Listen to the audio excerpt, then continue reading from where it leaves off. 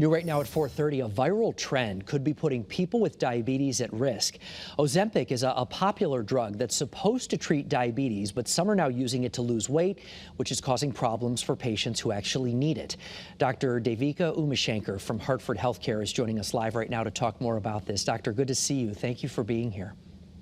Thank you for having me. So I'm assuming here this Ozempic is being used in an incorrect way, right? That could potentially damage the patients who need it and don't have access to it, but also the patients who are using it for something they shouldn't be using it for.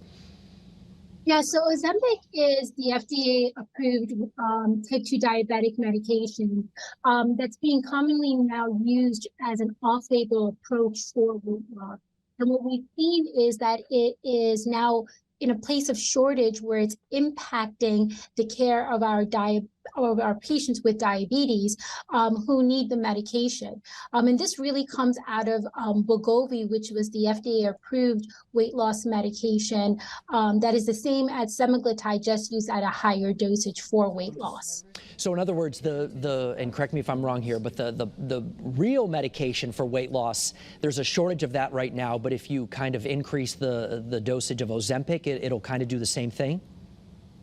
So similarly, so it's the same exact medication, except Wegovy is dosed higher at 2.4, and Ozempic goes up to 2 milligrams. I see. So patients can use the same medication to a certain point and get that weight loss effect.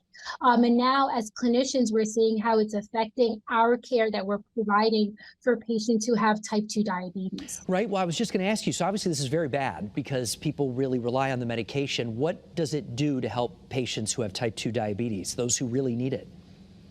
So specifically, it helps with control of their blood sugars.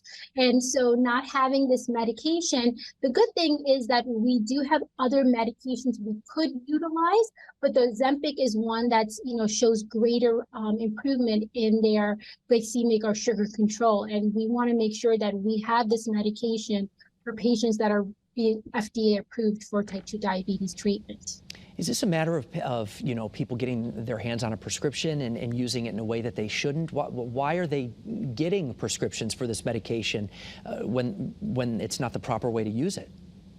Yeah, I think as physicians, when we see patients who are at pre-diabetes, at the cusp of becoming diabetic, and we see that they have weight management challenges, it's being used as an off-label approach.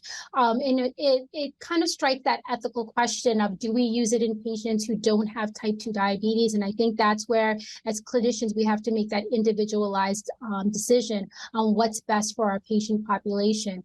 But seeing now that Ozempic is being at a shortage, I think as providers, we just have to make appropriate decisions to use it in the correct manner for what it's been approved for. And I would imagine if anyone has any concerns, especially a patient with diabetes, they should definitely reach out to their doctor. Absolutely, absolutely. Providers, all doctors, physicians, to at least get a medication in the same family that can help with your sugar control. All right, Dr. Devika Umashanker, thank you so much for joining us this afternoon. We appreciate your time. Thank you so much.